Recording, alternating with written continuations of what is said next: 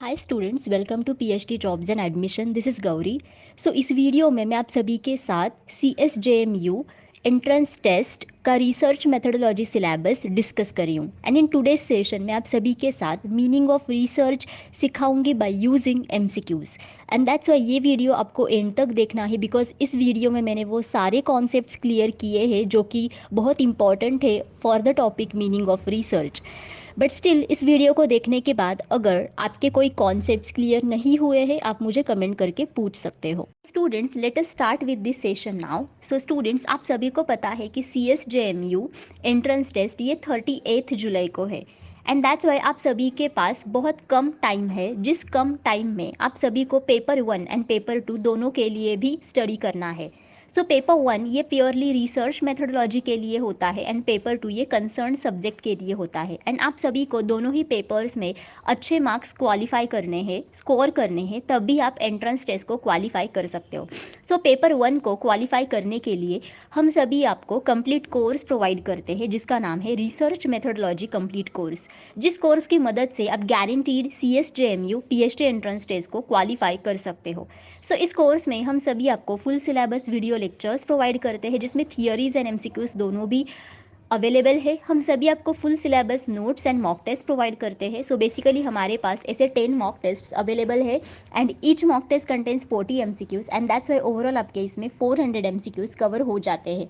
हम सभी आपको 1500 से भी ज़्यादा MCQs का रिवीजन PDF प्रोवाइड करते हैं, जिस PDF की मदद से आप सारे टॉपिक्स एक ही PDF में रिवाइज कर सकते हो। एंड दैट्स वाई गारंटीड आपको 80% MCQs इसी PDF में से मिलते हैं out of 100% MCQs in the research methodology section of PhD entrance test. और ये जो सारा स्टडी मटेरियल है ये भी आपको हिंदी एंड इंग्लिश ये दोनों ही लैंग्वेजेस में मिलता है। सो स्टूडेंट्स, अगर आप कंप्लीट कोर्स को परचेस करना चाहते हो देन इधर आप ग्लोबल ऑनलाइन ऐप डाउनलोड कीजिए फ्रॉम द प्ले स्टोर, जिसके लिए मैंने लिंक इस वीडियो के डिस्क्रिप्शन बॉक्स में आप सभी के साथ शेयर की है, या फिर आप स्क्रीन पर दिखाई गए नंबर्स पर व्हाट्सएप थ्रू मुझे कॉन्टैक्ट करके इंक्वायरी कर सकते हो। एंड कोर्स की फ़ीस भी बहुत कम है, which is only 699 rupees. And income fees में हम सभी आपको गारंटीड सिलेक्शन करवा देते हैं कि गारंटीड आप एंट्रेंस टेस्ट को क्वालिफाई करके PhD के लिए एडमिशन्स ले लेते हो। सो स्टूडेंट्स, अगर आपको डेमो वीडियो लेक्चर्स देखने हैं, अगर आपको डेमो मॉक टेस्ट देने हैं, देन वो भी आप कर सकते हो on the global online app and that too free of cost. Okay, one is the term research methodology refers to. Now research methodology इस term का मतलब क्या है?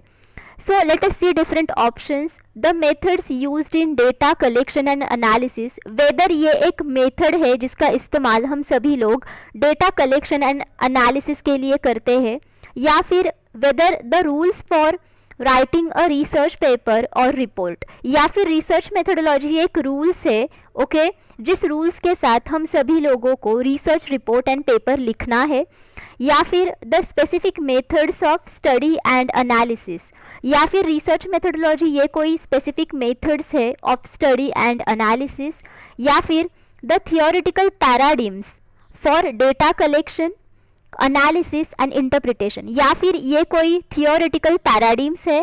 पैराडिम्स का मतलब होता है कि योर पर्सपेक्टिव और योर अप्रोच, मतलब ये कोई थियोरेटिकल अप्रोच है, ओके, जिस अप्रोच के साथ हम सभी लोग डेटा को कलेक्ट करते हैं, एनालाइज करते हैं एंड इंटरप्रेट करते हैं। सो स्टूडेंट्स, रिसर्च मेथोडोलॉजी एक होल ब्रांच है, ओके, एंड बेसिकली ये एक टेक्निक भी है, okay, this is the technique जिसका इस्तेमाल हम सभी लोग जो इंफॉर्मेशन होती है हमारे स्टडी में, ओके, उस इंफॉर्मेशन को फाइंड एंड एनालाइज करने के लिए करते हैं। And as well research methodology के जितने भी सारे टेक्निक्स हैं उनकी मदद से हम सभी लोग ये भी इंश्योर कर सकते हैं कि वेदर हमारे रिसर्च के रिजल्ट्स वाकई में वैलिड एंड रिलायबल है या नहीं। एंड उसकी वजह से हम लोग ये भी एड्रेस कर सकते हैं कि really the results are addressable to the research objectives or not. Okay, मतलब रिसर्च ऑब्जेक्टिव्स हमने रिजल्ट्स के साथ एड्रेस किए हैं या नहीं किए हैं, ये भी हमें इससे पता चलता है।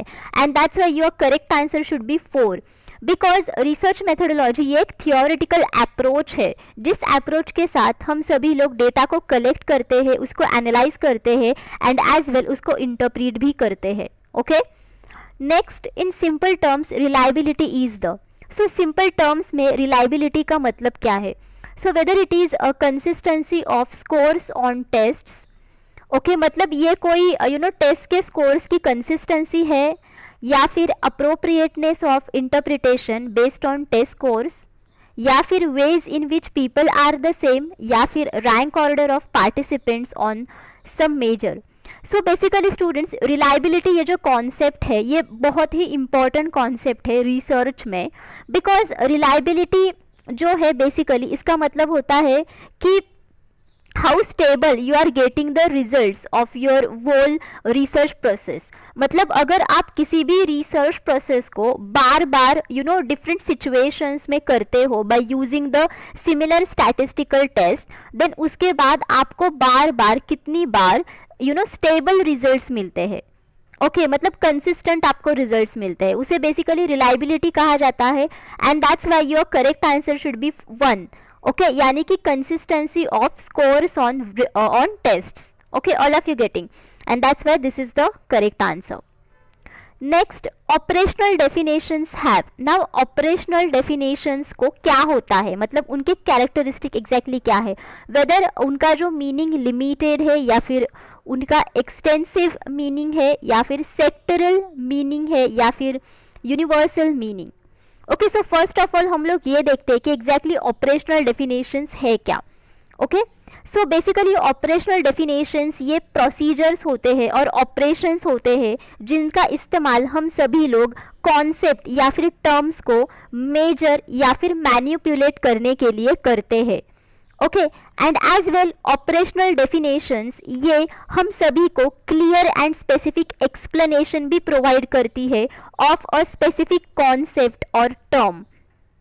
Okay and that's why operational definitions have extensive meaning, because operational definitions ये हम सभी लोगों को डिटेल्ड एंड स्पेसिफिक जो एक्सप्लेनेशन होता है ऑफ अ स्पेसिफिक कॉन्सेप्ट वो प्रोवाइड करता है. एंड इसका मतलब यही होता है कि it has an extensive meaning. Okay and that's why आप सभी का आंसर यहाँ पे 2 आना चाहिए, which is extensive meaning. Next, external validity in research refers to. Now external validity in research का मतलब क्या है. सो स्टूडेंट्स, जैसे कि मैंने आपको इसी वीडियो में बताया था कि रिलायबिलिटी ये बहुत ही इंपॉर्टेंट कॉन्सेप्ट है रिसर्च में, and along with that validity ये भी बहुत ही इंपॉर्टेंट कॉन्सेप्ट है. एंड वैलिडिटी के 2 टाइप्स होते हैं, external validity and internal validity. And यहाँ पे आपको एक्सटर्नल वैलिडिटी के बारे में पूछा है. So let us see different options over here. The rigor of the study यानी कि अध्ययन की कितनी ज्यादा कठोरता है वो, या फिर एक्यूरेसी ऑफ अ प्रोसीजर मतलब जो प्रोसीजर आप यूज कर रहे हो उसकी एक्यूरेसी कितनी है, या फिर the relation of the research problem with the researchers personal life, या फिर the extent of generalisability that the results provide. यानी कि आप कितने एक्सटेंट के साथ अपने रिसर्च प्रोसेस के रिजल्ट्स रिसर्च के बाहर के सिचुएशन पर जनरलाइज कर सकते हो. Okay, so let us see what is exactly external validity. So students, external validity का मतलब होता है कि external factors that can affect study must be controlled. मतलब जितने भी सारे एक्सटर्नल फैक्टर्स होते हैं जो हमारे स्टडी को अफेक्ट करते हैं उनको कंट्रोल करना, यानी कि external validity. Okay and one more thing is that कि कितने एक्सटेंट के साथ रिसर्च के आउटकम्स हम सभी लोग रिसर्च के बाहर के सिचुएशंस पर जनरलाइज कर सकते हैं और अप्लाई कर सकते हैं. सो this is nothing but external validity, and that's why your correct answer should be 4. Okay and what is the meaning of validity students? Validity in research basically stands for accuracy of procedures, research instruments और tests. मतलब जितने भी सारे procedures, research instruments और tests हम सभी लोग हमारे रिसर्च प्रोसेस में यूज करते हैं, सो उनकी एक्यूरेसी क्या है. सो this is nothing but the validity. Okay next, which of the following is a measure of consistency. Now इनमें से कौन सा ऑप्शन ऐसा है जो कंसिस्टेंसी का मेजर है, यानी कि जिसकी मदद से हम सभी लोग कंसिस्टेंसी को मेजर कर सके. सो वेदर इट इज वैलिडिटी और वेदर इट इज ऑब्जेक्टिविटी और वेदर इट इज रिलायबिलिटी और weather it is credibility. So students, now all of you understood that कि अगर हम लोग कंसिस्टेंसी की बात करते हैं देन वहाँ पे जो कॉन्सेप्ट आता है रिसर्च का वो आता है रिलायबिलिटी. एंड अगर हम लोग एक्यूरेसी की बात करते हैं देन वहाँ पे कॉन्सेप्ट आता है validity. And that's why in this question आपका आंसर आना चाहिए 3 which is reliability. Because reliability जो है इसका मतलब यही होता है कि आप किसी भी सिचुएशन में रिसर्च प्रोसेस को अगर रिपीट करते हो with the same statistical test then आपको हर बार वही रिजल्ट्स मिलते हैं. And this is nothing but the reliability. And that's why reliability is basically refers to the repeatability. Okay, मतलब जब भी आप पूरे रिसर्च प्रोसेस को रिपीट करते हो देन आपको बार बार वही स्टेबल रिजल्ट्स मिलते हैं. ओके, एंड रिलायबिलिटी को हम लोग मेजर नहीं करते. बेसिकली रिलायबिलिटी को एस्टिमेट किया जाता है, इसको मेजर नहीं किया जाता है. ओके, ये पॉइंट आप कंसिडर करो. And all of you now understood exactly what is validity. Okay, objectivity का मतलब होता है कि आप बेसिकली ऑब्जेक्टिवली रिसर्च कर रहे हो, मतलब unbiased. Whatever you are doing is unbiased, वहां पे सभी चीजें फेयरली हो रही है. This is nothing but the objectivity. And what is credibility? Okay, so credibility refers to extent to which research account is believable and appropriate with particular reference, okay, to level of agreement between participants and researcher. So credibility का मतलब ये होता है कि कितने extent तक research account ये believable है एंड अप्रोप्रिएट है with particular reference to level of agreement between participants and researcher. मतलब बेसिकली क्रेडिबिलिटी एक ऐसा एक्सटेंट है जिसकी मदद से हम लोग जान सकते हैं कि पार्टिसिपेंट्स एंड रिसर्चर के बीच में कितना बिलीवेबल रिश्ता है. All of you getting? And that's why इस क्वेश्चन का आपका जो आंसर है वो बेसिकली 3 आना चाहिए which is reliability. Next is the best meaning of research is. Now research का सबसे बेस्ट मीनिंग क्या है? So let us see here options. Adoption of scientific method for creation and application of knowledge. So research ये एक ऐसा तरीका है जिसमें हम सभी लोग साइंटिफिक मेथड का इस्तेमाल करके नॉलेज को क्रिएट कर सकते हैं एंड एज वेल हम लोग एग्जिस्टिंग नॉलेज को भी यहाँ पे इम्प्रूव कर सकते हैं. Adoption of critical and constructive thinking for solution of problems. So research में हम सभी लोग constructive and critical thinking का इस्तेमाल करके problems को solve करते हैं या फिर यहाँ पे हम लोग generalizations पर आ पहुँचते हैं based on observed data या फिर ये कोई search है for universal truths of life. So students, research ये एक basically systematic procedure होती है जिसमें काफ़ी सारे स्टेप्स होते हैं एंड जिसकी मदद से हम सभी लोग किसी भी प्रॉब्लम को सॉल्व कर सकते हैं. एंड एज वेल रिसर्च की मदद से हम सभी लोग एग्जिस्टिंग नॉलेज को इम्प्रूव कर सकते हैं या फिर नए नॉलेज को भी सर्च कर सकते हैं. And that's why your correct answer should be 1, that is adoption of scientific method for creation and application of knowledge. And सबसे इम्पॉर्टेंट पार्ट ये है कि रिसर्च में हम सभी लोग एविडेंस पे ज़्यादा फोकस रहते हैं एंड हमें यहाँ पे जो प्रूफ चाहिए होता है वो भी प्रॉपर एविडेंस चाहिए होता है, ना कि हमारा thinking power. All of you getting? So जो हमारा थिंकिंग पावर होता है वो भी इम्पॉर्टेंट है बट उससे भी ज़्यादा एविडेंस यहाँ पे ज़्यादा मैटर करता है and that's Y second option यहाँ पे एलिमिनेट हो जाता है. And arriving at generalisations based on observe data, ये एक पूरे रिसर्च प्रोसेस का ये एक हिस्सा है और यू कैन से कि ये एक इंडिविजुअल स्टेप है. Okay, and search for universal truths of life ये कोई रिसर्च नहीं होता है. Basically it comes under the spirituality part. Okay, and that's Y आपका जो करेक्ट आंसर है वो यहाँ पे 1 है which is adoption of scientific method for creation and application of knowledge. Okay, next research is. Now again यहाँ पे आपको रिसर्च के बारे में पूछा है कि रिसर्च एग्जैक्टली है क्या. Weather it is searching again and again or whether it is finding solution to any problem or working in a scientific way to search for truth of any problem or none of the above. So students, जैसे कि मैंने आप सभी को बोला कि research एक systematic procedure है एंड दैट्स वाई पहला तो ऑप्शन यहाँ पे एलिमिनेट हो जाता है कि searching again and again is not research. And research की मदद से हम सभी लोग किसी भी प्रॉब्लम का जो सोल्यूशन है उसको हम लोग यहाँ पे फाइंड आउट कर सकते हैं एंड दैट्स वाई आपका जो करेक्ट आंसर है वो सेकेंड है. ओके, एंड थर्ड ऑप्शन भी एलिमिनेट होता है बिकॉज यहाँ पे दिया है कि working in a scientific way, okay, to search for truth of any problem. या अप टू दिस पार्ट ये स्टेटमेंट सही है, working in a scientific way. Okay, but हम लोग हमेशा किसी भी प्रॉब्लम के बारे में जो ट्रूथ है उसको यहाँ पे सर्च नहीं करते. कभी कभार हमें प्रॉब्लम्स के जो सॉल्यूशंस है वो फॉल्स भी मिलते हैं. ओके, रिसर्च आपको गारंटी प्रोवाइड नहीं करता है कि आपको जो सॉल्यूशंस मिलेंगे which will be the truth of any problem.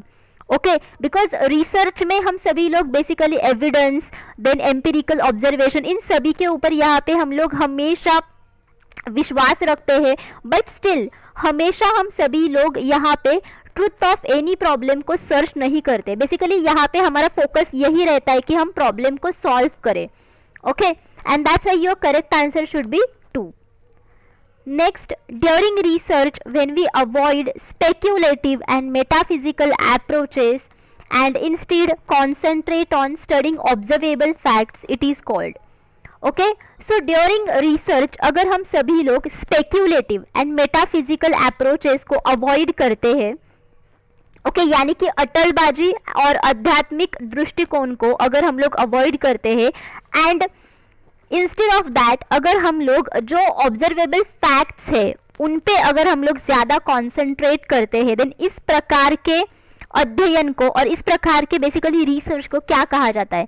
So whether हम उनको फेमिनिज्म बुलाते हैं या फिर एथनोमेथोडोलॉजी बुलाते हैं या फिर कंस्ट्रक्शनिज्म बुलाते हैं या फिर पॉजिटिविज्म बुलाते हैं. Okay, so student, step by step let us see exactly ये ऑप्शंस है क्या. सो आई विश कि फेमिनिज्म के बारे में आप सभी को पता है, बिकॉज फेमिनिज्म ये एक ऐसा अप्रोच है और ये एक ऐसा यू कैन से कि लॉ है, प्रिंसिपल है, जहाँ पे कहा जाता है कि विमेन को उतने ही इक्वल चांसेस मिलने चाहिए जितने मेन को मिलते हैं. Okay, this is called as the feminism. यानी कि फेमिनिज्म ये इक्वल राइट्स के ऊपर है, मतलब इक्वल राइट्स होने चाहिए सेक्सेस के बीच में. Okay, what is exactly ethnomethodology. So ये एक मेथोडोलॉजी है, ओके, जिसकी मदद हम सभी लोग लेते हैं ताकि हम लोग जान सके कि exactly human being particular society में कैसे बिहेव करते. मतलब यहाँ पे हम लोग बेसिकली सोसाइटी के कल्चर के बारे में स्टडी कर सकते हैं, okay, by using methodology over here. Then what is constructionism. So basically constructionism ये एक लर्निंग थियरी है. Okay, this is a learning theory and it believes that children construct their new knowledge by constructing physical and manipulative materials. So actually constructionism इस चीज़ पे believe करता है कि children जो है वो उनका जो नया नॉलेज होता है वो फिजिकल एंड मैनिपुलेटिव मटेरियल्स को कंस्ट्रक्ट करने के बाद ही करते हैं. Okay, and now what is positivism. So positivism ये एक अप्रोच है. Okay, what is this approach. So इस अप्रोच में बेसिकली जो ऑब्जर्वेबल फैक्ट्स है उन पे यहाँ पे ज़्यादा भरोसा किया जाता है. Okay, and positivism concerned with only the scientific facts.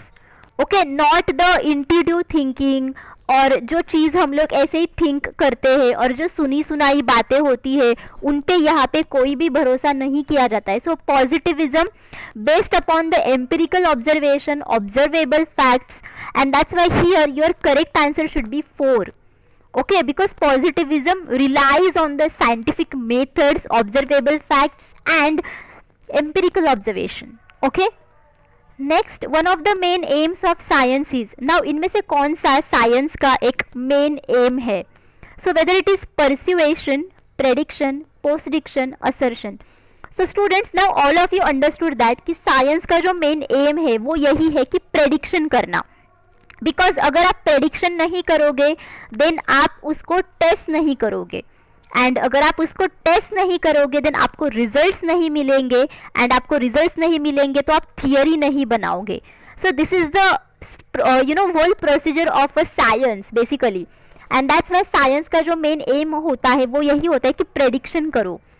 What is परस्यूएशन? परस्यूएशन का मतलब होता है कि दूसरे पर्सन को कन्विंस करना. Okay, this is nothing but the persuasion. Postdiction यानी कि जो गुजरे हुए फैक्ट्स है या फिर इंसिडेंट्स है, ओके, उसके बारे में इंफॉर्मेशन बताना, this is called as post diction. And देखो, पोस्ट डिक्शन ये एग्जैक्टली अपोजिट है प्रेडिक्शन से. जो जैसे प्रेडिक्शन यानी कि इंसिडेंट्स होने से पहले हम लोग उसको प्रेडिक्ट करते हैं, उसके बारे में इंफॉर्मेशन देते हैं, बट पोस्ट डिक्शन में जो इंसिडेंट्स पहले से ही हो चुका है उसके बारे में डिस्क्रिप्शंस देते हैं हम लोग. And what is assertion? Assertion ये एक ऐसा स्ट्रॉन्ग असर्टिव स्टेटमेंट होता है जिसमें हम लोग रियलिटी के बारे में बताते हैं कि यस ये चीज़ है ही. सो उसमें हम लोग बहुत कॉन्फिडेंस रहते हैं, मतलब देते हैं कि yes this is there. So this is called as the assertion. Okay, Dash has established a close relationship between the growth of thinking and the development of mathematical concepts.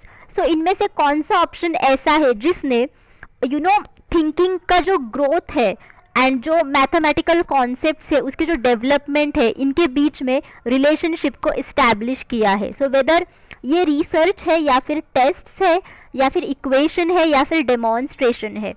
So students, if you have noticed कि जैसे ही हम लोग preliminary school से लेकर high school में आए, then after that university में गए, सो वैसे वैसे हमारी जो थिंकिंग लेवल है उसमें भी काफ़ी सारी ग्रोथ हुई है, राइट. एंड एज वेल जितने भी सारे मैथमेटिकल कॉन्सेप्ट्स हमने अभी तक सीखे हैं from preliminary school to the university, okay, वो कॉन्सेप्ट्स भी डेवलप होते गए हैं. मतलब सबसे पहले तो हमने न्यूमेरिकल सीखा, राइट. देन आफ्टर दैट हमने काफ़ी सारे इक्वेशन सीखे, देन आफ्टर दैट हमने काफ़ी सारे मैथमेटिकल कॉन्सेप्ट सीखे, एंड आजकल तो हम सभी लोग मैथमेटिकल कॉन्सेप्ट्स को बिजनेस में अप्लाई भी करते हैं. सो जैसे जैसे हमारे थिंकिंग की ग्रोथ होने लगती है वैसे वैसे ही मैथमेटिकल कॉन्सेप्ट्स भी डेवलप हुए हैं. मतलब एक्चुअली जितने भी सारे मैथमेटिकल कॉन्सेप्ट्स अभी तक हमने सीखे हैं, सो उसका जो रिलेशनशिप है वो बेसिकली हमारे थिंकिंग लेवल पर जाता है. ओके, एंड इसका जो रिलेशनशिप है ये बेसिकली रिसर्च ने इस्टेब्लिश किया है. And all of we know that, जैसे कि हमने इसी वीडियो में देखा कि रिसर्च की वजह से हम सभी लोग नए नॉलेज को आइडेंटिफाई कर सकते हैं. एंड दैट्स वाई नया नॉलेज क्या होता है? नया नॉलेज यही होता है कि देखो कि वेरिएबल्स के बीच में कोई रिलेशनशिप है या नहीं. एंड यहाँ पे जो दो वेरिएबल्स है वो है growth of thinking and development of mathematical concepts. And that's why इन दोनों ही वेरिएबल्स का रिलेशनशिप है ये बेसिकली रिसर्च ने ही इस्टेब्लिश किया है. ओके, सो टेस्ट ये तो मैथमेटिक्स का ही एक पार्ट है, इक्वेशन भी उसका ही एक पार्ट है, डेमोन्स्ट्रेशन यानी कि प्रदर्शन करना ये भी इसका ही एक पार्ट है. Okay, so these are the basic sub parts of mathematical concepts, but your correct answer should be 1. Okay, इसी के साथ हम सभी आपको CSJMU एंट्रेंस टेस्ट पेपर 2 का स्टडी मटेरियल प्रोवाइड करते हैं, जिस स्टडी मटेरियल में हम सभी आपको full syllabus notes and MCQs provide करते हैं. सो बेसिकली MCQ सेक्शन में expected MCQs and PYQs provide किए जाते हैं जिसकी मदद से आप गारंटीड पेपर 2 को क्वालिफाई कर सकते हो. सो यहाँ पे स्क्रीन पर दिखाई गए नंबर्स पर आप कांटेक्ट करके मुझे व्हाट्सएप थ्रू इंक्वायरी कर सकते हो for paper 1 and paper 2 courses. And paper 2 study material की फ़ीस है only 999 rupees. And in come fees में आप सभी लोग पेपर 2 को भी गारंटीड क्वालिफाई कर सकते हो, बिकॉज इसके लिए भी हम सभी आपको गारंटीड सिलेक्शन करवा देते हैं. सो स्टूडेंट, स्क्रीन पर दिखाई गए जो सब्जेक्ट्स है, सो इन सारे सब्जेक्ट्स के ऊपर हमारे पास स्टडी मटेरियल अवेलेबल है. अगर आपको किसी भी और सब्जेक्ट के लिए स्टडी मटेरियल चाहिए देन उसके लिए आप मुझे कमेंट करके पूछ सकते हो. So students, thank you for watching this session. I hope all of you understood जितना भी मैंने इस वीडियो में आप सभी के साथ डिस्कस किया है, but still if you have any doubts आप मुझे कमेंट बॉक्स में पूछो. ओके